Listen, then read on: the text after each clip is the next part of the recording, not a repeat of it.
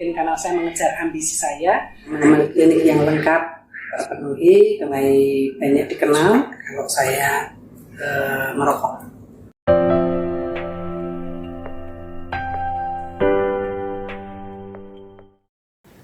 Selamat malam, salam sejahtera untuk kita semua. Malam hari ini di acara Bisa Bincang Santai, semua bisa kita bicarakan di sini. Tetapi apapun yang kita bicarakan di sini akan membawa berkat untuk kita semua. Bersama saya Lestari dari Michael Catholic Ministry. Saat ini bersama dengan saya seorang wanita hebat.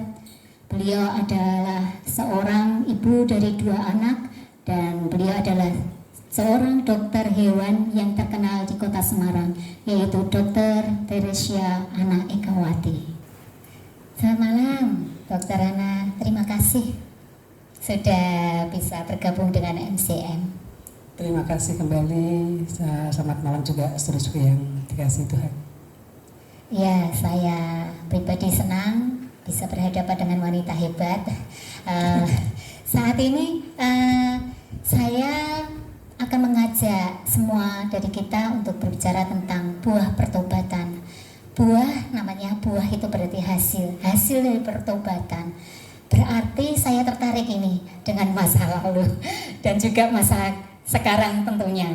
Nah, masa lalu apa dok yang bisa dokter bagikan di bincang-bincang saat ini? Yang kenapa kok bisa itu sesuatu yang bisa mungkin berharga nanti akhirnya untuk kita semua yang mendengarkan. Masa lalu yang bagaimana dok, bisa ceritakan?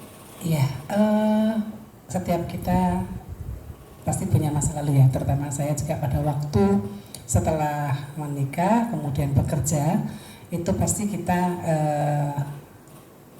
pengen mencapai sesuatu. Jadi kebetulan karena saya sebagai dokter hewan, saya ingin pada waktu saya memulai klinik, saya punya keinginan bahwa saya ingin memiliki klinik dengan fasilitas lengkap, kemudian dilengkapi dengan pet shop dan salon. Nah itu yang saya kejar di situ. Kemudian juga pada waktu itu kalau ada seminar di luar kota atau dimanapun ya, udah saya pasti berangkat. Bahkan saya meninggalkan keluarga untuk ikut seminar. Kemudian juga istilahnya benar-benar waktu itu hanya dipakai untuk bekerja dan berjuang, istilahnya seperti itu.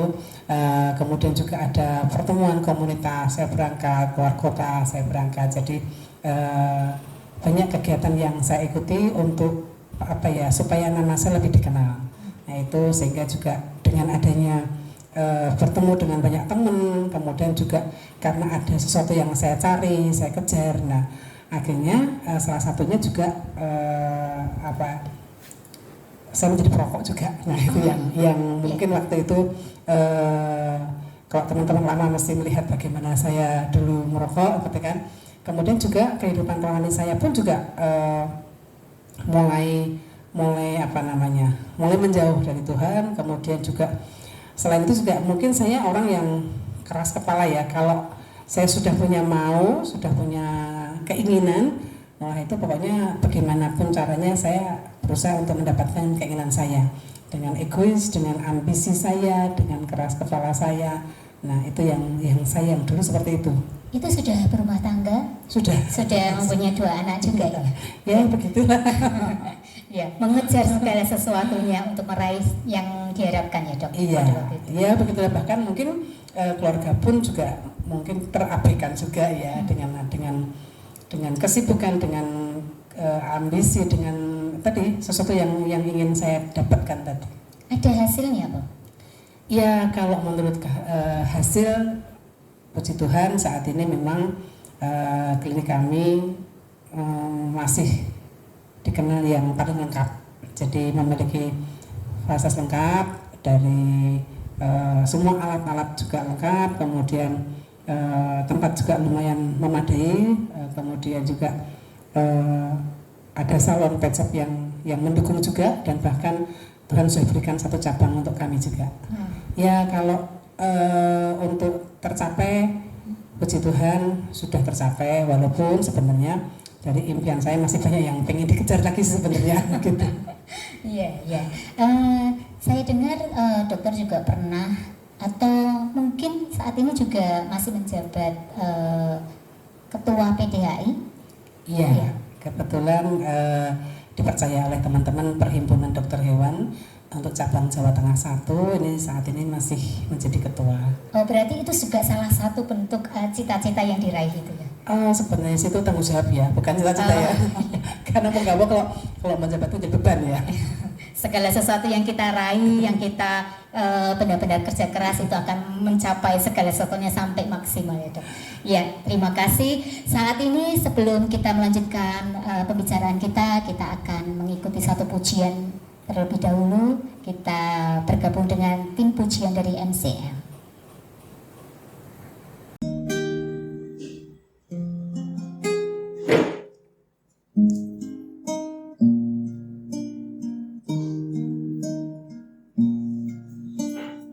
Kemanakah aku dapat pergi menjauhi roh-Mu Tuhan?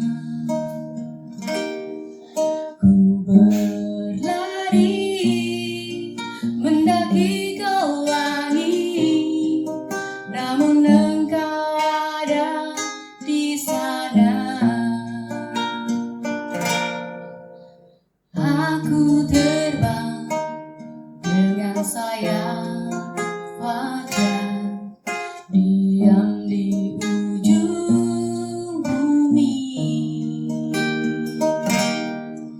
Namun tangan-Mu menuntunku selalu, bawaku mendekat padamu. Engkau Tuhan Allah Maha Tahu, betapa dahsyatnya kuasa-Mu, hadirat-Mu kini penuhiku, bawaku mendekat padamu. Engkau Tuhan Allah Maha Tahu,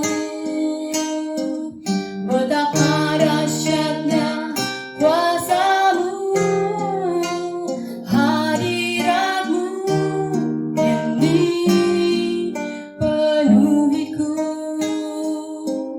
bawaku mendekat padamu, bawaku mendekat padamu, bawaku mendekat padamu.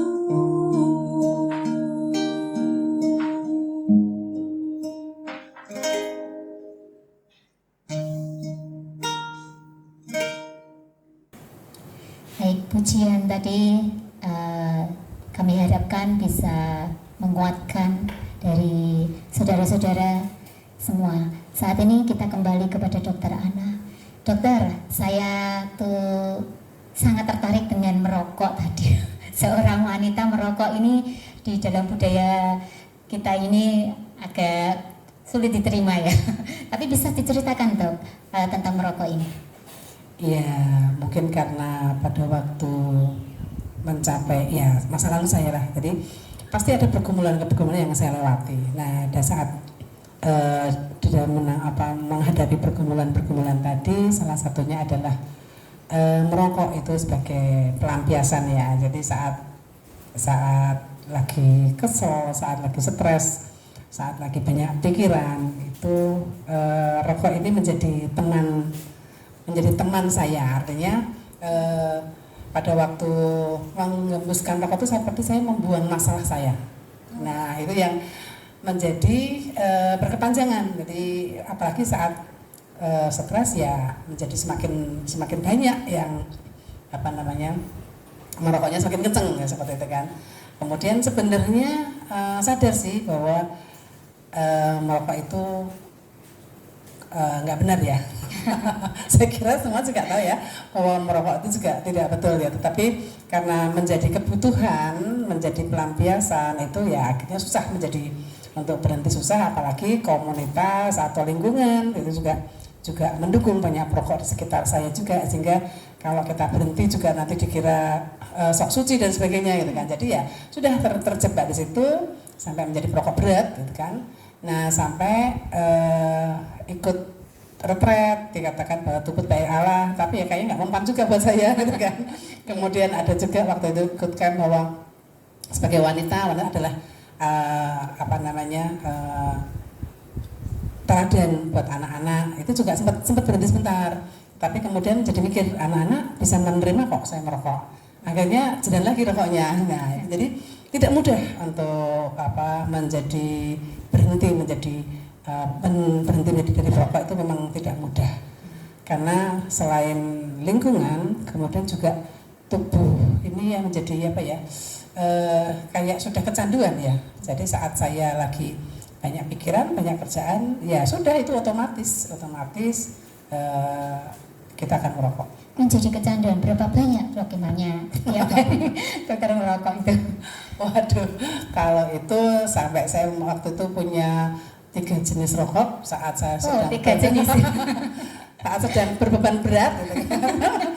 Saya merokok jenis kretek kalau yang sedang kegiatan sehari-hari ya cukup filter, tapi ada saat juga sedang santai, nggak banyak pikiran, tapi karena sudah kebiasaan jadi ya ada lagi satu rokok lagi yang lebih ringan lagi. Jadi saat tergantung orang bisa lihat saya waktu saya merokoknya jenis apa, mereka tahu wahai mending pergi dari ibu daripada nanti kena semprot gitu kan. Ya, saya baru tahu ini loh kalau ada 3 jenis rokok yang bisa mengartikan situasi dan menggambarkan emosi seseorang. Ya itulah pada waktu itu. Ya. Jadi memang karena itu dokternya yang belum bertobat, jadi gampang emosi, gampang terpancing marah, kemudian ya tadi kalau sudah ya egois juga kan, keras kepala, ya macam-macam dari satu pokoknya. Iya, baik, nanti kita akan lanjutkan setelah kita beberapa saat setelah ini.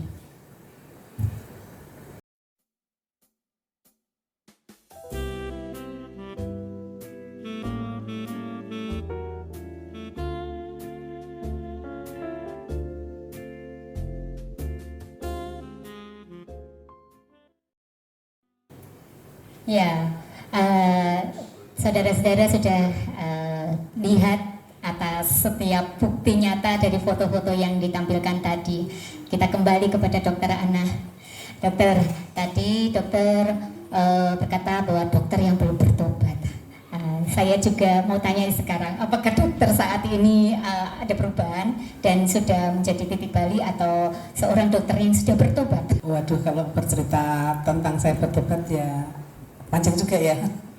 Jadi pada waktu itu dengan kita mengejar dunia sekuler, kemudian dengan kebiasaan merokok dan sebagainya, walaupun saya mencapai, artinya keinginan saya, harapan saya untuk memiliki klinik semakin besar menjadi tercapai, tapi ternyata di sisi lain ada pergumulan dalam hati saya, ada kekosongan dalam hati saya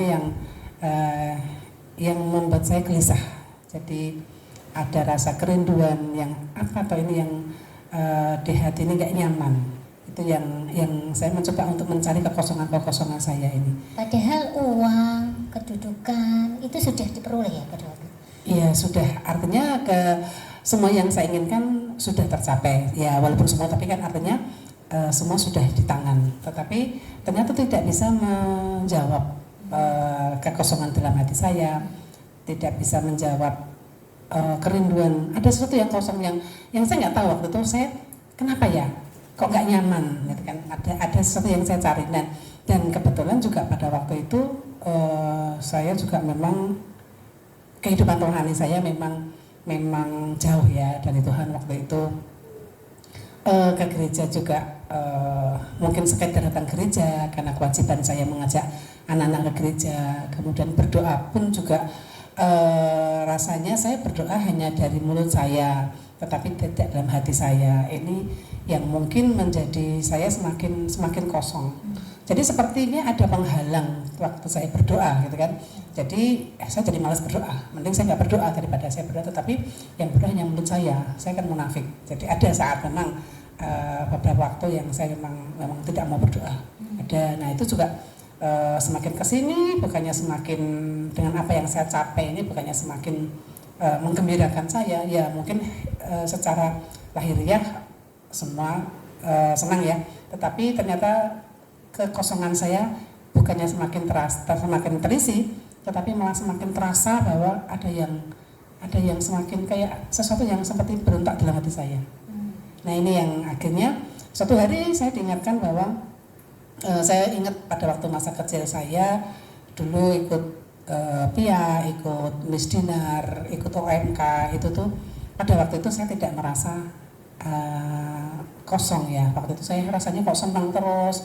Nah itu seperti mengingatkan saya bahwa itu loh kayak dulu gitu kan. Oh itu seperti saya diingatkan bahwa yang mengisi kekosongan ini adalah dari sisi rohani.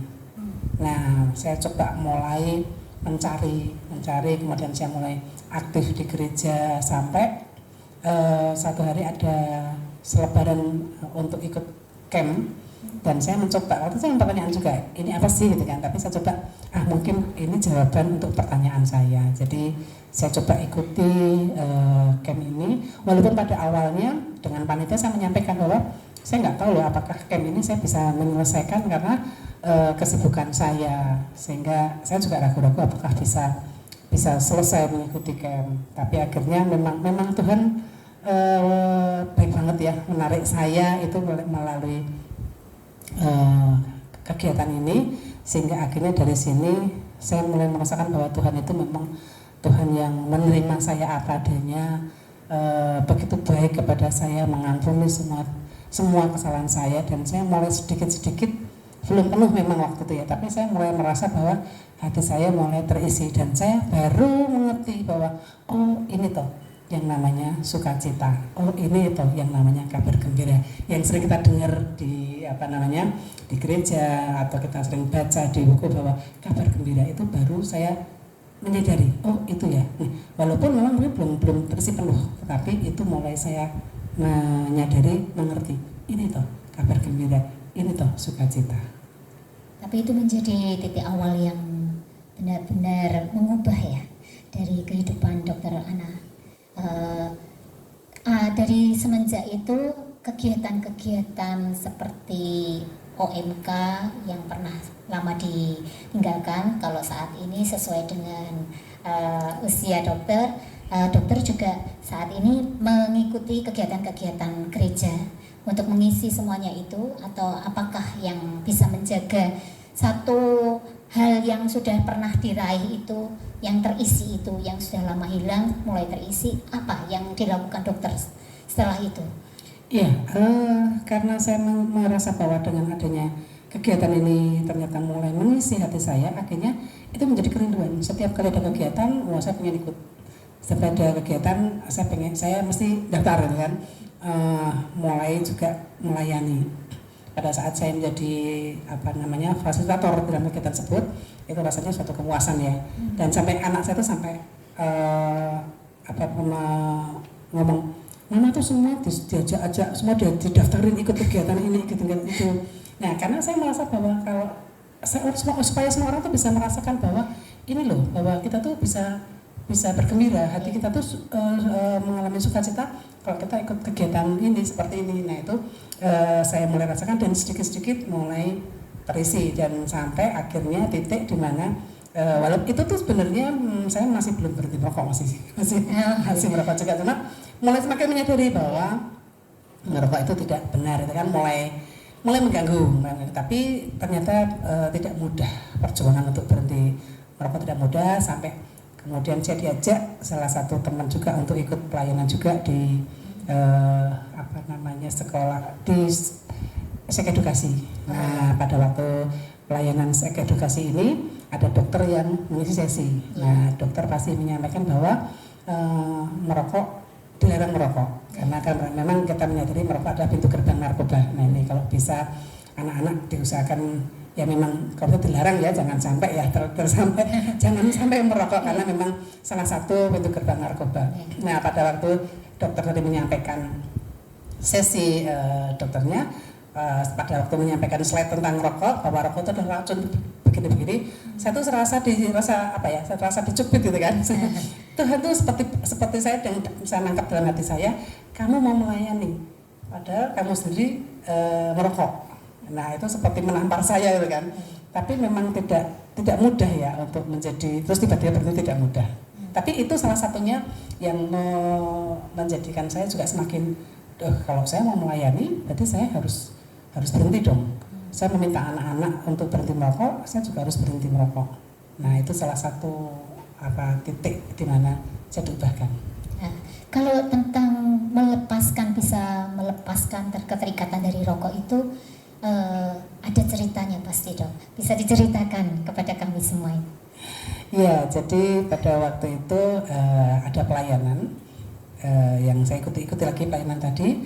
Kebetulan kita bersama-sama keluar kota. Yeah. Bersama-sama keluar kota. Kemudian biasanya kan setelah siang, setelah acara saya memisahkan diri karena memang kita punya acara masing-masing. Saya memisahkan diri, kemudian sempat saya berhenti makan di warung. Dan seperti biasa setelah selesai makan kan saya merokok. Nah habis itu saya waduh ini nanti teman-teman saya kalau lewat kalau saya lihat saya merokok jadi wah nggak enak nih gitu kan. Jadi habis melayani tapi tetap pegang rokok. Iya pada waktu itu. Ya itu mungkin pelayanan saya yang baru kedua kalinya ya. Oh, iya. Gitu kan. Terus itu minggu pelayanan kedua kali. Kemudian mulai mikir, waduh ini nggak enak nih kalau ketemu dengan teman-teman lewat. Saya kalau merokok waktu itu sembarangan, pokoknya saya lagi di warung ya pengen rokok, lagi di mana aja kalau pengen rokok ya rokok. Jadi saya bukan orang yang jaim sih. Yeah. Nah, cuma ini jaimnya dengan teman-teman karena teman-teman kadang ada yang merokok. Nah, terus akhirnya wah buru-buru selesai. Kemudian malam itu di rumah mulai mikir.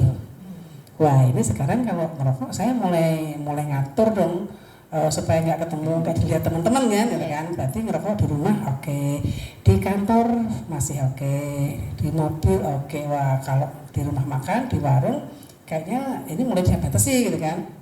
Nah malam itu saya seperti biasa kalau malam di rumah sudah pada tidur. Kadang saya masih bisa ngerjain tugas gitu kan, buka laptop sambil merokok itu kayaknya mungkin kayak sepur ya. Ada yang bilang, wah kayak kereta tuh ya mungkin sudah selesai sambung lagi gitu kan. Nah malam itu juga. Kemudian tiba-tiba karena ada pertanyaan percakapan dalam hati saya ya, percakapan dalam hati tadi, tiba-tiba saya akhirnya Tuhan, kalau Tuhan memang tidak suka saya merokok, Tuhan bisa kok menghentikan saya merokok. Saya tuh bisa ngomong kayak gitu. Kemudian nggak tahu ya dalam hati saya seperti menangkap bahwa Tuhan mengatakan oke, kamu mau berhenti dengan sukarela atau Tuhan yang menghentikan. Nah begitu Tuhan yang menghentikan itu saya seperti melihat slide berbagai macam penyakit. Aduh pokoknya yang leher bolong, yang semua penyakit itu seperti di depan saya itu slide itu naik ke atas macam-macam penyakit dan itu nggak berhenti. Akhirnya saya terus angkat tangan, saya Tuhan saya menyerah. Nah malam itu juga rokok yang saya ada di depan saya langsung beresi, saya taruh di lemari makan, kemudian saya beresi, saya tidur. Nah besok paginya begitu bangun tidur seperti biasa pembantu saya menyediakan teh dan beserta rokoknya. Setiap pagi kan seperti itu ya. Komplit ya. Iya, paket komplit jadi ada teh, ada rokok terus dekat di meja makan seperti biasa dan biasanya sudah begitu bangun saya duduk di situ. Tapi nggak tahu ya pada waktu itu tuh tangan saya seperti saya kan mau berhenti merokok. Bisa-bisanya loh, saya kan mau berhenti merokok. Dan akhirnya rokok yang ada tadi saya ambil lagi, saya taruh lagi di meja makan. Dan memang Tuhan yang menghentikan. Memang ini mujizat. Dan sejak itu memang saya stop merokok. Dan luar biasa cara Tuhan menghentikan saya merokok itu tidak ada perjuangan apa-apa dari pihak saya. Artinya tidak ada gelisah, tidak ada bingung, tidak ada sesuatu yang nggak nyaman atau pengen permen atau apa, tidak ada sama sekali. Bahkan sampai 1 mingguan saya berhenti merokok itu, anak-anak karyawan saya tidak ada yang menyadari kalau saya berhenti merokok, karena nggak ada perubahan sama sekali. Dari sikap saya, dari perilaku saya itu tidak berubah. Nah ini makanya ini benar-benar mukjizat yang saya terima dari Tuhan. Kalau bukan Tuhan yang menghentikan saya merokok, mungkin saya nggak akan mampu. Berarti langsung seketika itu juga. Ya, tapi ya mungkin komitmen ke saya. Kalau tangan saya tidak mengetahui, loh, saya kan mau berhenti. Mungkin kalau saya masih tetap bandel ya, mungkin sampai sekarang saya masih merokok sih. Tapi Tuhan yang menghentikan saya merokok. Kekuatan dari Tuhan itu dan anugerah dari Tuhan. Iya, itu yang luar biasa. Pengalaman yang luar biasa yang sudah dibagikan oleh Dokter Ana kepada kita semua. Saya sangat terkesan bahwa ternyata itu Tuhan itu benar-benar nyata, betul ya dok? Betul sekali. Begitu Dokter Ana hanya tadi sempat berbicara dengan Tuhan, langsung begitu juga Tuhan menjawab. Betapa dahsyatnya Tuhan kita. Ya, dan itu juga saya alami. Jadi itu mungkin memang pengalaman pertama saya bagaimana saya menyampaikan itu kan mungkin awalnya bukan dalam bentuk doa ya. Jadi dalam pergumulan saya berbicara, ya, Tuhan hanya berbicara gitu, saja. ya. Tapi Tuhan itu jawab. Ya, itu loh. Biasa. Jadi dan saya merasakan bahwa apa yang setiap kita sampaikan, kalau itu memang dari hati kita, Tuhan itu dengar. Bahkan mungkin hal sepele. Pada waktu itu kita sedang rapat di gereja, di ruangan yang saya baru tahu kan ada ruangan gitu kan, namanya bukan nama Santo gitu kan, kok aneh, nama siapa gitu kan, itu pertanyaan dalam hati saya. Kemudian setelah kita rapat selesai, kira-kira 2 jam setelah rapat, kebetulan kita masih pada tongkrong di halaman gereja. Kemudian ada beberapa teman sedang bercakap-cakap gitu kan, ada yang bercerita, ya zamannya Romo ini. Tiba-tiba saya langsung nangkap, oh ternyata ruangan itu adalah nama Romo toh. Jadi walaupun itu pertanyaan dalam hati saya dan Tuhan tuh langsung jawab ya, saya langsung ngerti, oh Tuhan jawab juga ya, walaupun itu bukan pertanyaan yang nggak ada hubungannya dengan hal-hal yang rohani, tapi apapun yang kita tanyakan, apapun yang kita percakapkan, percayalah Tuhan itu nyata, bahwa Tuhan itu pasti akan menjawab apa yang menjadi pertanyaan kita. Bahkan saat pergumulan saya dalam pekerjaan saya bertemu dengan klien yang macam-macam klien ya, yang pusing begitu kan. Ada beberapa yang memang saya bawa dalam doa saya benar-benar, Tuhan tolong saya harus menghadapi orang ini supaya semuanya dimudahkan dan sebagainya. Itu tetap setiap kali apa yang saya sampaikan akhirnya Tuhan jawab kok. Jadi akhirnya kita bisa menyelesaikan masalah dengan baik, dan banyak hal semua dalam kehidupan saya Tuhan campur tangan. Tuhan sungguh nyata dalam setiap sisi kehidupan saya. Ini sungguh sangat saya rasakan betapa Tuhan mencintai saya, betapa Tuhan sangat baik kepada saya. Maka saya pun merasa bahwa saya juga harus melakukan sesuatu buat Tuhan. Ya tadi syaratnya dengan saya melayani, saya nggak ada kata aduh nggak bisa gitu kan. Kalau misalnya ada dari teman atau dari pihak gereja yang udah minta tolong begini nanti bantu ya gitu kan, itu otomatis siap gitu ya, karena saya tahu bahwa apa yang saya lakukan adalah untuk Tuhan. Jadi tujuan saya sekarang adalah bagaimana saya bisa berbuat yang menyenangkan Tuhan. Ya, seperti tadi Dokter Ana mengawali, buat Tuhan apa sih yang tidak bisa. Itu terbukti. Saya melihat kalau dulu Dokter Ana mengejar dunia sekuler yang sedemikian rupa, tapi tidak terimbang dengan rohani, dengan mengejar Tuhan. Tapi saat ini saya melihat setelah mendengarkan sharing dari Dokter Ana, ada perbedaan yang benar-benar kita boleh belajar bahwa Dokter Ana boleh imbang. Dari sekulernya tetap, tapi juga Dokter Ana membawa Tuhan di dalam dunia sekuler. Demikian ya dok ya. Ya mungkin belum sempurna ya, tapi kita punya kewajiban untuk menyenangkan Tuhan. Iya, tapi itu menjadi berkat buat kita semua yang mendengarkan bincang-bincang malam hari ini. Dokter boleh terakhir mungkin pesan-pesan atau apapun yang mau disampaikan kepada setiap yang menyaksikan bincang-bincang kita saat ini. Silakan Dok. Iya, terutama memang saat ini menjadi keprihatinan kita untuk anak-anak muda ya. Jadi apalagi dengan masa pandemi seperti ini, anak-anak muda jarang ke gereja, kehidupan rohani juga menjadi berkurang. Jadi percayalah bahwa apapun jawaban hidup itu di tangan Tuhan. Terutama mungkin kita bisa melihat banyak anak-anak muda yang merokok ya, yang mungkin ada juga beberapa cewek-cewek yang merokok, tadi ada juga yang membicarakan seperti itu. Jadi pesan saya memang yang pertama itu disadari dulu bahwa apa yang kita lakukan itu benar atau tidak. Karena kalau kita sudah menyadari itu nanti buah pertobatan dari diri sendiri. Sadari bahwa merokok itu tidak benar, kemudian ya kekuatannya hanya di tangan Tuhan memang. Tapi kita sendiri yang harus menerima Tuhan, kemudian kita juga menyerahkan hidup kita, menyerahkan masa depan kita, mulai mendekat kepada Tuhan dan percaya Tuhan akan mampukan apapun yang kita lakukan. Demikian. Ya, terima kasih Dokter. Sangat berarti pembicaraan kita meskipun pendek, tapi saya percaya bagi saudara-saudara yang menyaksikan banyak menerima setiap berkat-berkat dari pengalaman Dokter Ana. Saya percaya ini memberkati kita semua. Nanti tim pujian dari MCM akan memberkati kita dengan pujiannya. Kita akan bersama-sama menyanyi Bila Engkau Tidak Beserta Kami. Seperti lagu ini adalah lagu yang saya dengar, itu adalah satu lagu kesukaannya Dokter juga, di mana Dokter hari-hari ini juga merasakan penyertaan Tuhan yang luar biasa. Berjalan bersama Tuhan. Berjalan bersama Tuhan itu pastinya. Mari kita saat ini mengakhiri bincang santai saat ini, malam hari ini dengan pujian, dan kita kembali kepada tim pujian MCM.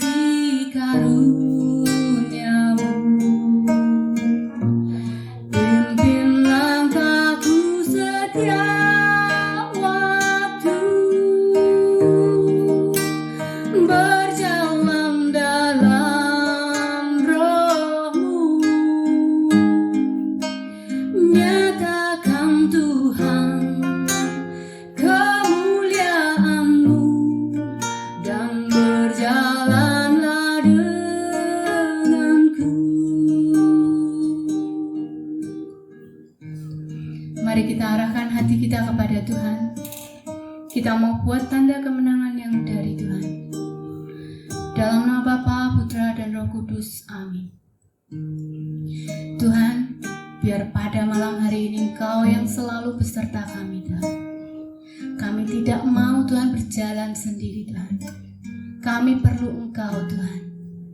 Kami perlu kasih-Mu, Tuhan. Tuhan, biar pada malam hari ini buah-buah pertobatan itu turun atas setiap kami, dimanapun kami berada, Tuhan. Biar melalui acara ini, Tuhan, Engkau dapat menjangkau lebih banyak jiwa lagi. Kami mau juga berdoa, Tuhan, untuk Bapak Himawan yang pada malam hari ini akan membawakan firman. Biar Engkau sendiri yang mengurapi Bapak Himawan. Setiap apa yang dia katakan semua berasal daripada-Mu. Tetap berjalan bersama kami, Tuhan. Pimpin setiap kami, Tuhan. Jangan pernah lepaskan kami sedetik pun, Tuhan. Karena kami tidak bisa berjalan sendiri, Tuhan.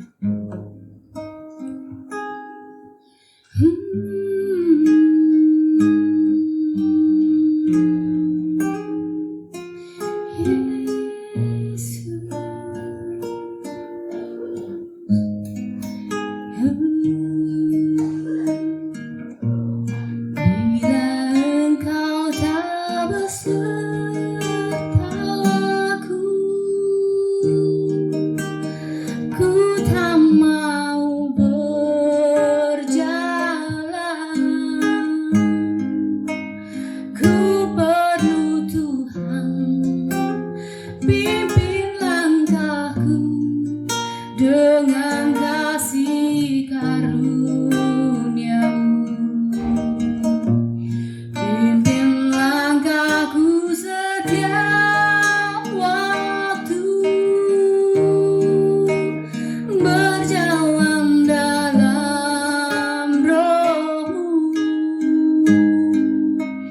Nyatakan Tuhan kemuliaan-Mu, dan berjalanlah denganku. Nyatakan Tuhan kemuliaan-Mu, dan berjalanlah denganku.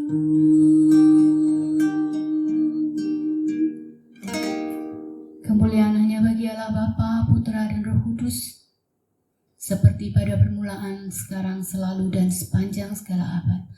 Amin. Dalam nama Bapa, Putra, dan Roh Kudus. Amin. Dr. Ana yang sudah memberkati kita semua.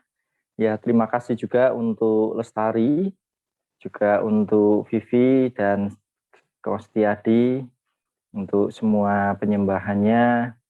Oke, semuanya malam hari ini kita benar-benar dikuatkan dan kita diteguhkan lewat kesaksian dari Dr. Ana. Kalau Dr. Ana bisa mengalami yang namanya pertobatan, perjumpaan pribadi dengan Tuhan, kemudian Dr. Ana dipulihkan dan mempunyai buah-buah pertobatan, kita semua juga akan sama, kita pun bisa. Ya, malam hari ini sebenarnya di Alkitab dikatakan bahwa di Roma 3 ayat 23 bahwa semua orang itu sudah berbuat dosa dan semua orang itu kehilangan kemuliaan Allah. Jadi sebenarnya semua orang, kecuali Tuhan Yesus ya, pastinya semua orang di dunia ini nih pasti berbuat dosa. Nah, ketika orang itu berbuat dosa, yang dibutuhkan yaitu satu, namanya pertobatan. Karena pertobatan itu akan membawa kita untuk sampai kepada yang namanya keselamatan, membawa kita kepada Tuhan. Kita buka sebentar ya, di dalam Roma, kita baca bersama-sama. Saya bacakan, Roma 3 ayat 23 dikatakan, karena semua orang telah berbuat dosa dan telah kehilangan kemuliaan Allah. Jadi semua orang itu sudah berbuat dosa dan juga sudah kehilangan kemuliaan Allah. Nah, berarti semua orang yang sudah berbuat dosa, semua orang pun bisa untuk yang namanya bertobat. Bertobat itu bukan cuma untuk orang tertentu atau kelompok tertentu, tetapi semua orang bisa untuk bertobat. Dan ketika orang bertobat, itu berarti dia berbalik. Kalau dulu ngadep ke kiri, ya ke dosa, ke neraka, sekarang dia kembali menghadap ke kanan. Ya, 180 derajat, bukan 360 derajat. Kalau 360 derajat balik lagi. Tapi 180 derajat dia berbalik menghadap ke Tuhan. Nah, malam hari ini, jadi semua orang, saya pun termasuk, Dr. Ana juga, Vivi, dan juga Setiadi Lestari, dan semua orang, itu kita semua itu berdosa. Dan kita itu membutuhkan yang satu, yaitu namanya pertobatan. Kita butuh yang satu namanya yaitu keselamatan. Dan ketika semua orang yang berdosa itu bertobat, setelah bertobat dibutuhkan yang namanya yaitu buah pertobatan. Jadi bukan cuma bertobat, kemudian sudah berhenti, tapi itu harus menghasilkan buah. Karena seringkali orang ngomong bahwa dia bertobat. Kenyataannya dia tidak bertobat. Contohnya, seorang yang menipu. Seorang anak yang menipu akan orang tuanya. Setiap kali ditanya, pergi kemana? Belajar kelompok. Ternyata tidak belajar kelompok, tapi pergi bersama teman-temannya ke mall. Nah, kemudian dia mulai ketemu dengan Tuhan, berjumpa dengan Tuhan, dan dia pingin ya untuk hidupnya berubah. Tetapi ternyata dia tetap melakukan itu, dia tetap menipu terus. Berarti dia belum bertobat. Seperti Dr. Ana tadi, ketika sudah melayani pun, ya tetapi tetap masih merokok. Nah, ketika dia akhirnya berjumpa dengan Tuhan sendiri, dan pertobatan itu sebenarnya adalah dari Tuhan, ya yang untuk menyapa kita, supaya kita itu kembali dan berbalik. Tuhan ingin supaya setiap kita itu kembali dan berbalik. Makanya Tuhan ingin setiap kita itu selalu untuk bertobat. Ya, untuk kembali kepada Tuhan, itu pasti kerinduan Tuhan. Nah, kalau seperti tadi, anak tadi ternyata dia itu masih nipu, masih bohong terus, dia belum bertobat. Nah, ketika dia bertobat, maka dia akan benar-benar mengalami yang namanya buah pertobatan. Akan muncul itu dalam dirinya. Dia akan nanti tidak berbohong lagi. Dan itu namanya dia itu sudah bertobat dan muncul buah pertobatan. Jadi ketika semua orang berdosa, semua orang bertobat, semua orang bisa bertobat, dan semua orang harusnya bertobat. Berikutnya, semua orang bisa memunculkan, memiliki buah-buah pertobatan dalam kehidupannya. Jadi, malam hari ini yang pertama, kita semualah. Ya, jangan anti untuk bertobat. Kita butuh bertobat. Siapapun kita itu butuh untuk bertobat. Karena semua orang berdosa, dan kita telah kehilangan kemuliaan Allah, dan kita butuh yang namanya pertobatan. Nah, berikutnya yang kedua, setelah kita bertobat, dari pertobatan kita itu harusnya menghasilkan buah-buah pertobatan. Dan buah-buah itu akan dilihat orang. Kita contohnya, kalau kita melihat orang awam, kita melihat pohon ini pohon apa, sebenarnya kita akan lebih gampang kalau kita melihat buahnya. Contohnya, pohon itu menghasilkan buah pisang. Oh, kita tahu ini pohon pisang. Kalau kita melihat pohon durian, kita lihat dari mana? Buahnya, oh ini menghasilkan buah durian. Jadi ini pohon durian. Jadi seorang tidak bisa mengaku bahwa dia itu sudah bertobat, tidak bisa mengaku atau tidak bisa kelihatan kalau dia tidak menghasilkan buahnya. Saya itu seringkali ketemu dengan orang-orang yang kadang mereka konseling, mereka melayani Tuhan bahkan. Ya, mereka melayani Tuhan. Kemudian ketika dalam pelayanannya, orang tidak tahu. Mereka maju sebagai WL, sebagai pembicara, atau apapun di depan. Mereka menyampaikan firman Tuhan, mereka menyanyi memuji Tuhan. Tetapi setelah itu ketika mereka sudah tidak tampil, ternyata kehidupan mereka itu berbeda. Ya, ada seorang WL yang mereka memuji Tuhan, tetapi ketika di rumah, mereka masih memukuli istrinya.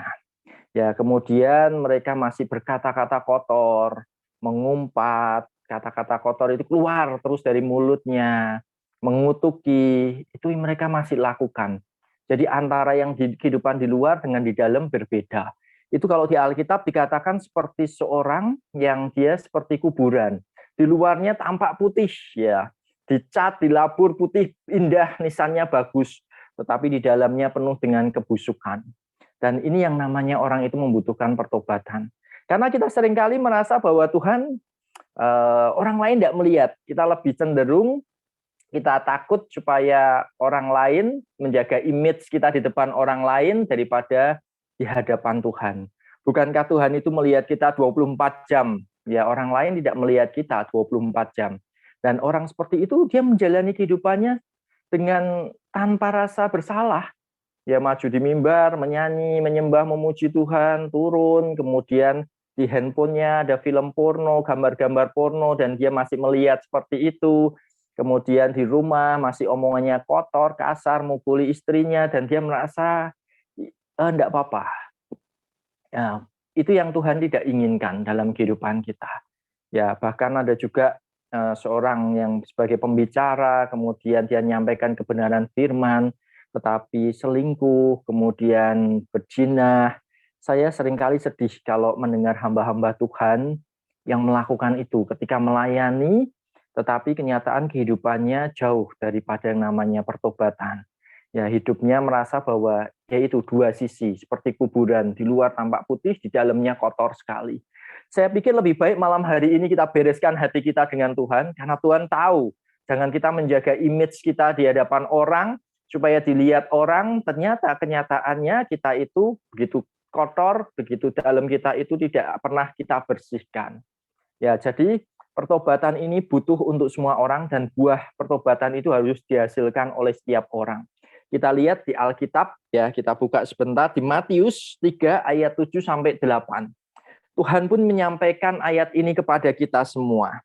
Ya, saya harap malam hari ini tidak ada seorang pun yang dilewatkan. Kita belajar, kita berani untuk bertobat, ya. Seperti Dokter Ana itu, dia tadi berani mengungkapkan semua masa lalunya, semua kejelekannya. Kenapa? Dia ingin supaya iblis itu dikalahkan. Dia ingin supaya orang-orang yang pernah mengalami masalah yang sama, pergumulan yang sama dengan Dokter Ana, ternyata bisa katakan, Dokter Ana bisa, berarti kita pun bisa, saya pun bisa. Ya, jadi pertobatan itu tidak memandang jabatan, semuanya butuh yang namanya pertobatan dan menghasilkan buah pertobatan. Kita baca di Matius 3 ayat 7 sampai 8. Ini tentang Yohanes Pembaptis. Ya, waktu Yohanes Pembaptis, orang-orang muncul, orang-orang yang di sini dikatakan orang-orang Farisi. Ya, kemudian ini kita baca ya, orang-orang Farisi dan Saduki itu muncul. Yohanes 3 ayat 7 sampai 8. Ya, ini Yohanes Membaptis, kemudian ayat 7 dikatakan, tetapi waktu ia melihat banyak orang Farisi dan orang Saduki datang untuk dibaptis, berkatalah ia kepada mereka, hai kamu keturunan ular beludak, siapakah yang mengatakan kepada kamu bahwa kamu dapat melarikan diri dari murka yang akan datang? Pertobatan itu menyelamatkan kita dari murka yang akan datang. Pertobatan itu menyelamatkan kita. Harusnya kita bertobat, harusnya kita itu terus memberesi hati kita. Jangan cuma pada saat Natal sama Paskah, kita bertobat dan kita mengaku dosa kita. Tapi setiap hari dalam kehidupan kita, kalau kita tahu, kita melakukan kesalahan, cepat-cepat kita bertobat. Kalau perlu kita mencari Romo, kita mengakukan dosa juga kepada Romo lewat Romo. Ya, kemudian dikatakan, jadi hasilkanlah buah yang sesuai dengan pertobatan. Ayat 8. Jadi hasilkan buah yang sesuai dengan pertobatan. Kalau kamu bertobat, hasilkan buah yang nyata, yang sama dengan pertobatanmu. Ya, tadi kita mau lihat tentang Dokter Ana. Ya, kesaksian Dokter Ana. Sebenarnya itu Tuhan itu menggelitik setiap hatinya. Ya, Dokter Ana tadi ya, jadi Tuhan itu mengusik ya untuk dia itu mulai kembali. Dari dulu Tuhan ingin manusia itu kembali dari setiap dosanya. Pasti ada yang mengusik dalam hati kita. Seperti Dokter Ana tadi dikatakan, aduh kok enak ya dulu OMK itu rasanya enak, rasanya tenang, damai. Nah itu Tuhan sedang mengusik. Bahkan kemudian Tuhan mulai membatasi. Ya mulai dari perasaan, nah ini tidak enak nih kalau ketahuan, kalau sedang merokok, ternyata habis seminar dilarang merokok gitu, dokternya menyampaikan, kemudian Dokter Ana pulang kembali merokok. Nah itu, jadi kami pun tim MCM yang melayani dalam seminar kekudusan itu juga digelitik. Kalau kita menyampaikan tentang kekudusan, jangan lihat film porno, terus kita pulang lihat film porno, itu pasti akan menggelitik kita.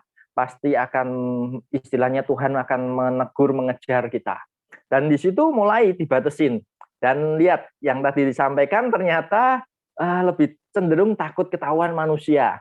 Ya wah, tidak enak kalau ketahuan. Itu Tuhan pakai segala cara untuk membawa seseorang kembali. Waduh, tidak enak nih. Gitu ya. Itu bisa loh, seorang seperti itu. Umpamanya gini, seorang yang biasanya ngomong kotor, mengumpat, mengutuki, terus kumpul sama orang-orang yang sama-sama melayani, mulai ngerasa, aduh, tidak enak nih. Aku kok ngomong kotor ini rasanya tidak enak sama orang-orang sekeliling. Ya awal mulanya seperti itu. Itu manusiawi sekali bahwa kita lebih cenderung menjaga image kita di hadapan orang-orang, teman-teman kita. Ya apalagi kalau ada calon mertua gitu, waduh mulai ini perbuatan sikapnya seperti malaikat ya, sayapnya muncul semua, baik-baik semua, holy, kudus semua. Ya itu. Kemudian kalau tidak ada orang, nah itu sifatnya mulai muncul lagi. Harusnya kita bukan cuma di hadapan manusia, tetapi mulai kita tahu bahwa Tuhan itu bersama dengan kita loh. 24 jam Tuhan bersama dengan kita. Bukankah dikatakan bahwa Tuhan menyertai kita senantiasa sampai akhir zaman? Berarti dia ada di samping kita. Dan harusnya kita sungkan dengan Tuhan. Nah, kemudian tadi Dokter Ana sampaikan dia mulai mengalami perjumpaan dengan Tuhan, Tuhan berbicara, ditampilkan semua akan slide yang Tuhan sampaikan, kamu mau berhenti sendiri atau dipaksa. Ya, Tuhan memaksa itu sebenarnya untuk kebaikan juga. Akhirnya ini yang luar biasa ternyata bisa, dan Tuhan itu menolong. Jadi gini, kalau kita bertobat, kita punya pikiran bahwa Tuhan pasti menolong kita. Umpamanya kita mau lepas dari pornografi, kita mau lepas dari zina, kita mau lepas dari setiap dosa, kita harus punya pikiran bahwa Tuhan itu mau melakukan itu dan Tuhan pasti membantu kita. Jadi bukan karena usaha kita sendiri, seperti Dokter Ana tadi, ternyata dia tidak perlu melakukan banyak hal, tapi dia kemudian bisa lepas dari rokoknya. Dan di situ itu yang luar biasa sekali, karena Tuhan pasti turut bekerja. Ketika kita bertobat, kita kembali dan kita katakan, Tuhan aku mau melakukan ini, bantu aku, tolong. Pasti Tuhan akan bantu, pasti Tuhan akan tolong. Ya, dan itu yang terjadi dari kesaksian nyata. Dokter Ana ternyata bisa lepas dari rokok bahkan sampai sekarang.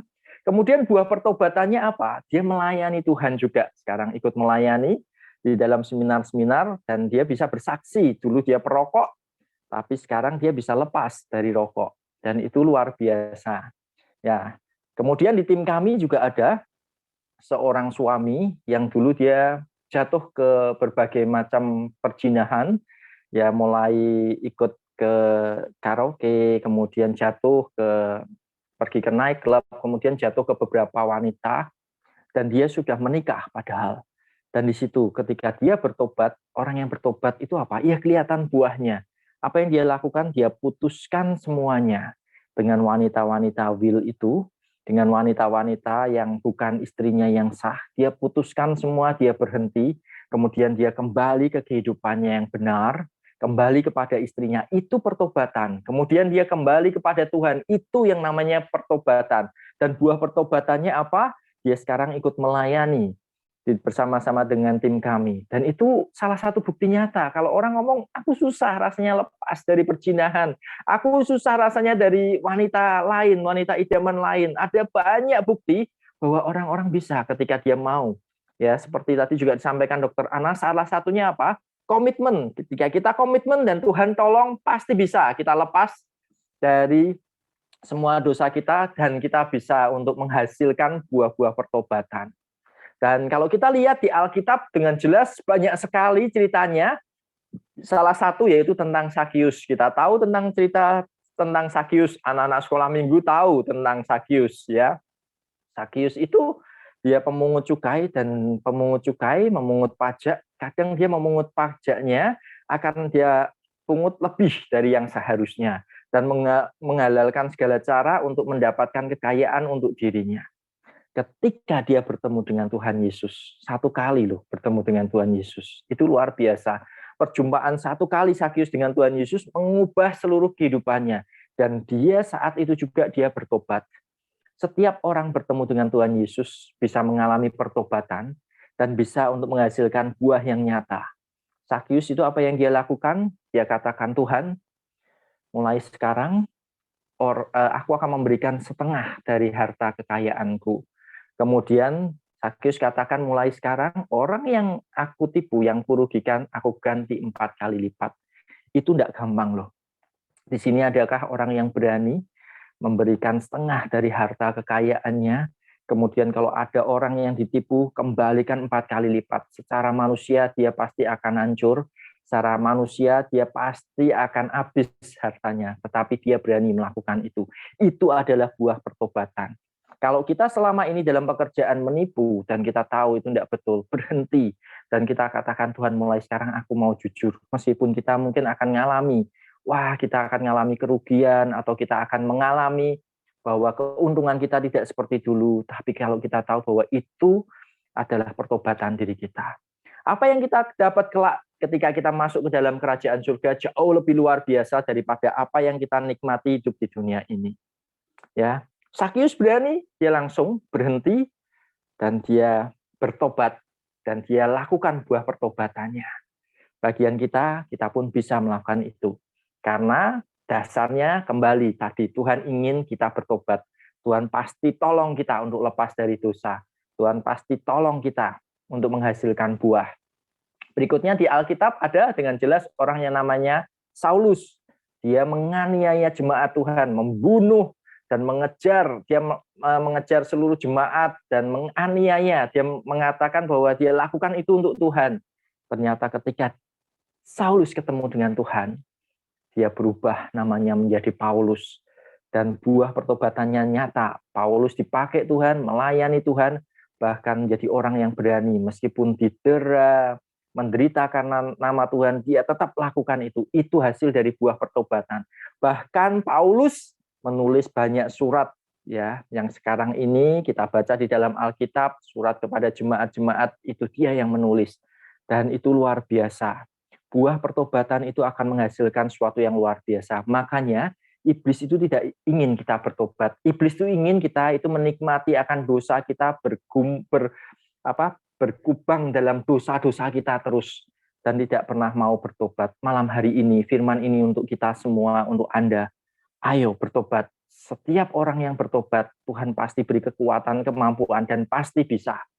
Ya, kemudian ada lagi di Alkitab seorang yang namanya Maria Magdalena. Ini luar biasa.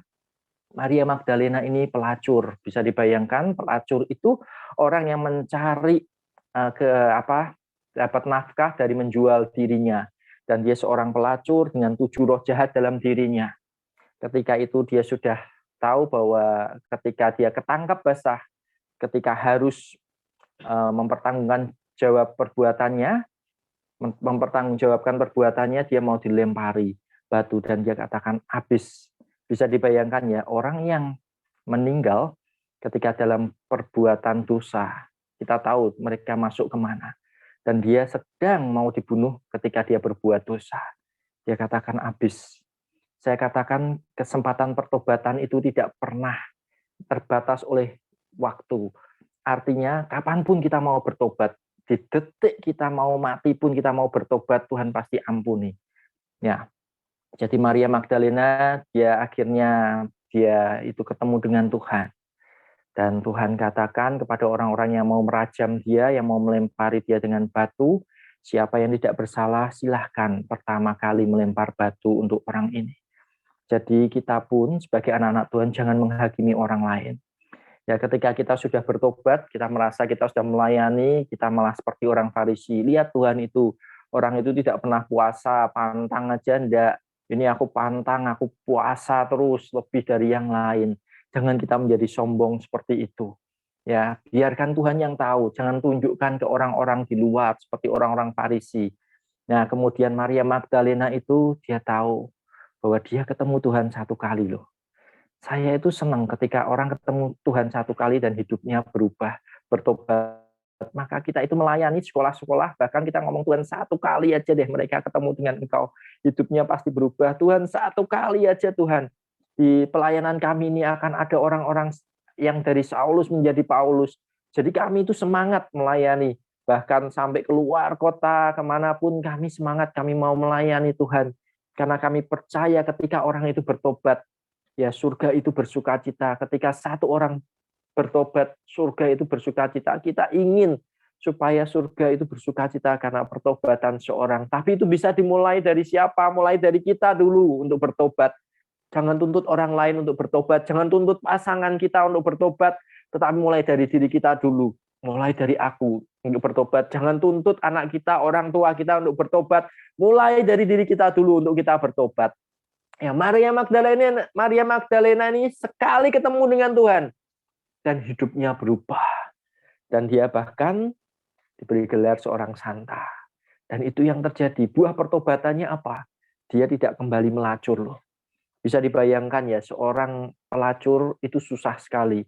Tetapi ketika dia tahu bahwa dia harus bertobat, dia tinggalkan itu. Melacur itu bagi orang-orang gampang sekali. Dia dapat uang itu gampang. Tetapi di situ Maria Magdalena tidak melacur lagi. Dia kembali bertobat. Dan dia itu menghasilkan buah pertobatan, bahkan bisa menjadi seorang santa. Malam hari ini, kita semua sadari.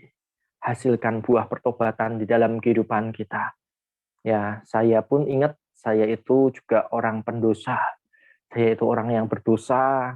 Saya itu hidup saya dulu penuh dengan yang namanya pornografi. Saya terikat dengan pornografi sejak SMP.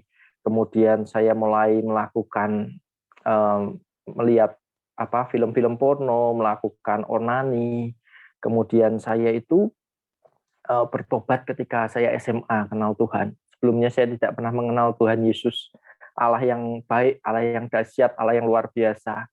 Saya kenalnya mulai SMA, kemudian di situ ketika saya berjumpa dengan Tuhan, saya mulai katakan Tuhan, saya lepaskan semuanya. Itu rasanya pergumulannya berat waktu saya belum ketemu Tuhan. Ya, saya jadi ikut pelajaran agama, saya dibaptis SMA, saya melakukan yang namanya onani, lihat film porno, nanti kemudian sorenya saya ke gereja. Ketika saya gereja, saya itu menyesal gitu ya, saya itu sampai nunduk, karena saya kecanduannya parah. Sampai setiap kali saya lihat cewek itu seperti Superman gitu, jerit, seperti tidak melakukan, tidak memakai apa-apa gitu, pikirannya langsung buruk sekali. Jadi pikirannya langsung porno. Sampai saya ke gereja itu saya takut, saya nunduk terus, saya takut lihat perempuan. Karena di gereja gambaran itu pun muncul. Akhirnya saya mengalami perjumpaan pribadi ketika saya ikut retret awal. Nah, ketika itu saya juga mulai menerima karunia bahasa roh dan itu mengubahkan kehidupan saya. Di situ apa yang saya lakukan? Saya mau ada buah pertobatan. Saya ambil semua gambar-gambar porno, saya ambil semua kaset-kaset porno, dan itu mulai saya singkirkan. Jadi sampai saat ini pun, saya mengalami setiap kali kalau ada dari grup ngirimi gambar porno, film porno, kata-kata porno, kata-kata yang tidak baik, saya akan singkirkan, saya akan hapus itu. Dan buah pertobatannya saat ini kami dipakai melayani di dalam seminar kekudusan, seminar seksualitas untuk anak-anak muda. Dan disitulah Tuhan itu ketika kita bertobat dan buah itu muncul, Tuhan itu bisa pakai kita. Yang bisa lihat siapa? Orang-orang sekeliling kita. Jadi mereka akan yang melihat pertobatan kita dan buah-buahnya itu akan muncul. Ya, berikutnya kita yang terakhir kita mau belajar gimana sih ya cara kita itu berbuah. Saya ingat dengan omongannya Monsinyur Ruby, ya di masa kemarin Rabu Abu, masa Prapaskah, ya tanggal 2 Maret, yaitu judulnya tentang temanya yaitu tinggal di dalam Kristus, berbela rasa, dan kemudian satu lagi yang dikatakan berpengharapan. Nah, 3 hal ini.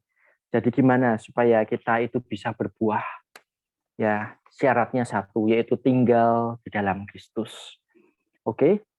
Ya, kita mau bahas yang tinggal di dalam Kristus. Ya, jadi kalau kita mau berbuah, satu-satunya cara yaitu tinggal di dalam Kristus. Maka kita akan berbuah. Kita lihat ayatnya ya. Di dalam Yohanes 15 ayat 4-5. Ya, oke, Yohanes 15 ayat 4-5. Oke. Saya bacakan Yohanes 15 ayat 4-5. Ini tentang pokok anggur yang benar. Ya. Jadi dikatakan ayat ini, tinggallah di dalam aku dan aku di dalam kamu. Sama seperti ranting tidak dapat berbuah dari dirinya sendiri, kalau ia tidak tinggal pada pokok anggur. Demikian juga kamu tidak berbuah jikalau kamu tidak tinggal di dalam aku. Jadi kalau kita mau berbuah, syaratnya apa? Tinggal di dalam Tuhan. Itu syarat mutlak. Kita itu seperti ranting dikatakan. Jadi Tuhan itu pohon, kita itu rantingnya. Kalau kita potong ranting pohon, kita diamkan. Sepertinya masih hidup itu rantingnya ya, belum langsung layu. Tetapi lama-lama dia akan kelihatan bahwa hidupnya itu layu. Orang yang tidak tinggal di dalam Tuhan, dalam kehidupannya sehari-hari mulai kelihatan. Dia mulai tidak berbuah, kemudian hidupnya mulai mati. Dan itu orang-orang sering tidak sadar bahwa kita itu butuh loh untuk tinggal di dalam Tuhan. Tinggal di dalam Tuhan itu dengan gimana? Dengan berdoa. Banyak orang yang mengatakan tidak berdoa tidak apa-apa. Iya, secara rohani kelihatannya, secara jasmani tidak apa-apa. Tetapi rohaninya kelihatan orang ini.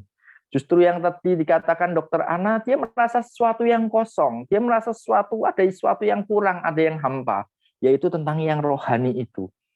Bukankah dikatakan bahwa doa itu kita? Orang-orang merasa bahwa bisa hidup tanpa berdoa. Jadi dengan apa? Dengan berdoa. Dengan membaca firman. Ya, kemudian berikutnya apa lagi? Dengan menjadi pelaku firman. Dengan melaksanakan firman Tuhan. Kemudian dengan apa? Bersekutu. Dengan kita berkumpul dengan orang-orang yang sama-sama seiman, yang melayani Tuhan, yang menguatkan, itu kita akan tetap hidup, kita akan tetap nanti akan berbuah. Ya, jadi di sini dikatakan bahwa untuk berbuah kita itu harus tinggal di dalam pokok anggur. Ya, Dikatakan sama seperti ranting tidak dapat berbuah dari dirinya kalau ia tidak tinggal pada pokok anggur. Demikian juga kamu tidak berbuah jikalau kamu tidak tinggal di dalam aku. Harusnya orang-orang beriman, kita anak-anak Tuhan, kita tidak bisa lepas dari Tuhan sedetik pun. Ya, banyak orang yang bisa merasa bahwa dia bisa lepas dari Tuhan, hidup tanpa Tuhan. Kita tidak akan bisa. Ya, kita nanti akan mati. Lebih baik kita tetap melekat, kita nempel pada pokok anggur. Ayat 5 dikatakan, akulah pokok anggur dan kamulah ranting-rantingnya. Jelas kan? Barang siapa tinggal di dalam aku dan aku di dalam dia, ia berbuah banyak. Sebab di luar aku kamu tidak dapat berbuat apa-apa. Jadi di dalam Tuhan kita bisa berbuah. Di luar Tuhan kita tidak dapat berbuat apa-apa. Dengan jelas katakan, sebab di luar aku kamu tidak dapat berbuat apa-apa. Di luar Tuhan kita tidak dapat berbuat apa-apa. Kita itu butuh yang namanya Tuhan. Kita itu membutuhkan Tuhan. Jadi malam hari ini, ayat ini, biar ini melandasi kita untuk kita itu berbuah. Ya, inti dari masa Prapaskah yaitu buah-buah pertobatan. Ya, jadi kalau kita mau di masa Prapaskah ini saat yang tepat untuk kita menghasilkan buah, yaitu buah pertobatan. Dan menjalankan perintah kasih sebagai pelaku firman itu bukti dari pertobatan. Ya, malam hari ini kita semua kalau mau berbuah, kembali lagi lah. Yang selama ini tidak pernah baca firman. Yang selama ini tidak pernah berdoa, tidak bersekutu, kembali lagi tinggal. Kemudian kita bergaul dengan Tuhan, bergaul karib, kemudian menjadi pelaku-pelaku firman. Saya juga mengalami satu buah pertobatan, dulu itu saya itu pemarah. Suatu saat dari tim kami itu, anak dari tim MCM itu ngomong, ketika saya sharing bahwa saya dulu pemarah, mereka kaget, mereka katakan, Om Him itu ternyata juga bisa marah. Saya itu ketawa gitu. Saya itu bukan Tuhan ya, jangan memandang saya berlebihan. Saya pun bisa marah, saya itu masih juga jatuh di dalam dosa gitu ya. Tapi dulu itu saya benar-benar pemarah. Yang tahu jelas itu kakak saya. Jadi saya itu kesenggol sedikit marah terus. Jadi kalau saya kemarin kalau pergi gitu bersama-sama kemudian lihat orang marah gitu, saya lihat ini kayak saya dulu gitu. Marah gitu. Jadi kesenggol sedikit tidak kenaan saya, marah sampai kakak saya ngomong kamu itu budriknya 500. Wah, dia ngomong gitu apa yang terjadi? Ya saya marah. Ya saya marah gitu. Nah, saya itu pemarah sekali. Sedikit-sedikit pemarah gitu, sedikit-sedikit marah. Kemudian ketika saya mulai hidup baru, jadi saya setelah pulang dari retret itu saya itu pernah suatu saat ingin marah gitu, apalagi kalau di jalan gitu ya. Terus waktu saya mau marah, Roh Kudus itu berbicara dalam hati saya, katakan, "Nah, jangan marah." Dan itu suaranya itu lembut, tapi itu pergumulan, pertentangan dalam hati saya. Saya mau marah atau saya menuruti Roh Kudus. Akhirnya saya diam, saya tahan. Dan setiap malam saya ungkapkan kepada Tuhan, Tuhan aku tuh marah, pinginnya jengkel sama orang ini, saya ceritakan semua. Saya tidak pernah nyadari loh, bahwa saya kemudian berbuah. Ya, orang berbuah itu seringkali tidak sadar, orang lain yang lihat buahnya. Ya, kemudian lama-lama setiap kali saya mau marah, Roh Kudus ingatkan, nak, jangan marah. Kemudian saya dapat ayat waktu itu tentang Yunus, di mana dikatakan, apakah Yunus engkau layak untuk marah gitu ya.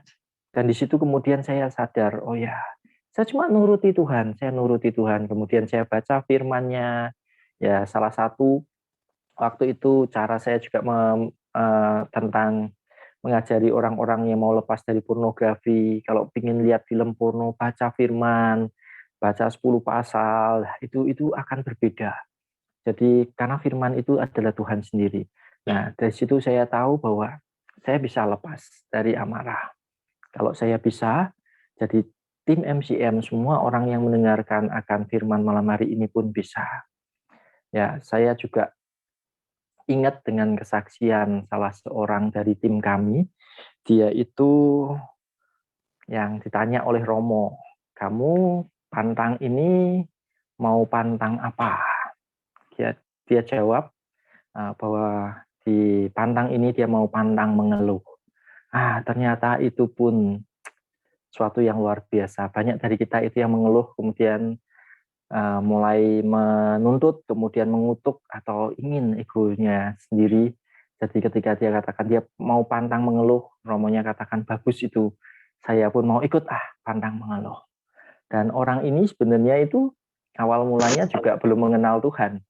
Dia itu dulu beragama lain, dan orang ini setiap kali mengantar istri dan anak-anaknya pergi ke gereja. Setiap kali mengantar istri dan anak-anaknya pergi ke gereja, dia itu marah. Kalau istri dan anak-anaknya tidak keluar-keluar gitu. Yang lain sudah pada keluar, kok ini belum keluar. Oh lah, ini kan mau doa dulu, masih doa dulu di dalam atau doa dengan Bunda Maria, marah-marah mengeluh gitu dah.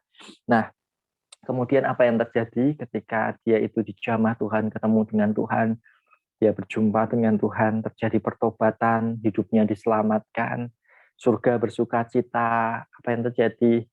Dia malah sekarang setiap hari ke gereja, ya sebelum pandemi ya, setiap pagi itu dia ke gereja. Itu buahnya. Ya dia katakan, aku mau mengejar usiaku yang sekian, aku mau mengejar, aku mau menerima tubuh dan darah Kristus lebih lagi. Itu orang yang memiliki buah pertobatan dalam kehidupannya. Malam hari ini, biar kita semua memiliki buah-buah pertobatan. Ya, malam hari ini saya mendorong kita semua untuk bertobat, kemudian menghasilkan buah pertobatan. Ya, kalau semua orang yang bersaksi bisa mengalami itu, dan itu yang Tuhan mau, kita pun bisa. Tidak peduli seberapa usia kita, tidak peduli jabatan kita. Di Alkitab tadi katakan orang Farisi, orang Saduki, dia memiliki jabatan tinggi. Jangan kita pikir ketika kita dipakai sebagai seorang yang punya gelar di gereja, kita merasa bahwa kita lebih dan kita tidak memerlukan pertobatan. Bahwa di Alkitab dikatakan orang yang lebih itu harus melayani, lebih rendah lagi, di bawah lagi. Ya, malam hari ini saya tahu bahwa kita semua Tuhan mau untuk kita bertobat dan Tuhan akan berikan kemampuan. Kita mau berdoa, setelah itu nanti kalau ada yang membutuhkan pelayanan doa, saya akan buka line untuk orang-orang yang kalau mau didoakan, mempunyai keterikatan, butuh untuk didoakan, kita akan bantu mendoakan. Dan kita minta untuk kuasa Tuhan, kekuatan Tuhan itu bisa untuk melepaskan. Saya itu dari SMP kelas 1 dulu terikat dengan pornografi. Sampai SMA kelas 2 saya terikat. Jadi saya tahu bertahun-tahun saya terikat pornografi. Kemudian saya itu amarah, kalau amarah sejak kecil kelihatannya saya itu terus sampai SMA, dan itu pun Tuhan bisa lepaskan. Ya, malam hari ini yuk kita mau berdoa. Setelah itu saya akan kembalikan ke host untuk nanti bisa dibagi kalau ada yang mau membutuhkan dukungan doa, kalau enggak bisa live dan kita akan tutup. Ya, kita mau berdoa. Malam hari ini kita mau membuat tanda kemenangan Kristus biar semua yang berzinah, semua yang pembohong, semua yang pemarah, semua yang terikat ya dengan hal-hal dosa yang tidak baik itu akan dilepaskan. Dan kita akan menghasilkan buah-buah pertobatan yang akan membawa kita juga sampai kepada keselamatan, kepada kehidupan yang kekal. Yuk kita membuat tanda kemenangan Kristus dalam nama Bapa dan Putra dan Roh Kudus. Amin. Tuhan Yesus, malam hari ini hamba-Mu hanya menyampaikan setiap apa yang Engkau ingin untuk anak-anak-Mu ini dengar. Biar semuanya ini Tuhan boleh menguatkan, boleh menegur siapapun kami. Kami ini orang berdosa, siapapun kami Tuhan. Kami ini bisa untuk bertobat, dan siapapun kami bisa menghasilkan buah-buah pertobatan. Malam hari ini, biar kami ini bisa menghasilkan buah-buah pertobatan. Kami bertobat karena Engkau sendiri Tuhan yang menolong kami. Engkau yang mengusik hati kami. Selama ini kalau kami merasa bahwa itu tidak dosa, kami merasa bahwa itu bukan dosa, padahal itu adalah hal yang berdosa Tuhan. Itu menyebabkan hati kami yang selama ini sudah bebal, hati kami yang selama ini tidak peka lagi terhadap dosa. Malam hari ini Engkau buat hati kami mengerti Tuhan, bahwa biar kami ini peka terhadap dosa, sehingga kami ini boleh Tuhan kembali dan berbalik kepadamu. Tuhan, kami mau ada sukacita besar di surga. Kami mau mengalami perjumpaan pribadi dengan Engkau, dan kami tahu ketika kami berjumpa secara pribadi dengan Engkau Tuhan, itu akan mengubahkan kehidupan kami. Itu akan membuat diri kami Tuhan Yesus untuk bertobat. Kami tahu Tuhan, ketika kami mengaku dosa kepadamu, Engkau tidak menghukum kami. Sehingga kami ini berani menghampiri Engkau. Seperti Maria Magdalena. Ketika itu Tuhan, Engkau juga katakan bahwa Engkau juga tidak akan melempari, tidak akan menghukum Maria Magdalena ketika dia kembali dan bertobat kepadamu. Malam hari ini kami mau kembali dan bertobat Tuhan. Malam hari ini Tuhan, kami sadar Tuhan bahwa Engkau ada di samping kami. Kami tidak takut Tuhan untuk kembali kepadamu, karena Engkau Allah kami yang baik. Kami tidak mau menjaga image kami cuma di hadapan para manusia, para teman-teman kami, orang-orang sekeliling kami. Tetapi kami mau percaya bahwa Engkau ada di samping kami. Sehingga kami mau Tuhan Yesus untuk kembali datang kepadamu dan bertobat. Malam hari ini Tuhan, di dalam nama Tuhan Yesus, hati yang hancur, tidak Kau pandang hina. Hati kami Tuhan yang kembali dan berbalik kepadamu, itu yang Kau inginkan. Terima kasih Tuhan, meteraikan setiap kebenaran firman-Mu dalam hati kami, dan di masa prapaskah ini Tuhan, kami mau Tuhan Yesus untuk kembali dan berbalik kepadamu. Ini saat-saat yang indah untuk kami kembali datang kepadamu. Tidak ada dosa yang terlalu besar untuk kami akukan, untuk Engkau bisa ampuni. Tidak ada dosa yang terlalu kecil juga untuk tidak bisa Kau ampuni. Semuanya dapat Kau ampuni. Terima kasih Tuhan, di dalam nama Tuhan Yesus kami dah berdoa. Kami mengucap syukur, kami tahu kami menerima semua yang kami doakan ini. Dan kami mau menyatukan setiap doa kami dengan doa yang Kau ajarkan kepada Bapa kami yang ada di dalam surga. Dimuliakanlah nama-Mu. Datanglah kerajaan-Mu, jadilah kehendak-Mu di atas bumi seperti di dalam surga. Berilah pada hari ini, dan ampunilah kesalahan kami, seperti kami pun ampuni yang bersalah kepada kami. Dan jangan biarkan kami masuk ke dalam pencobaan, bebaskanlah kami dari yang jahat. Amin. Kami juga mau memberi salam padamu ya Bunda.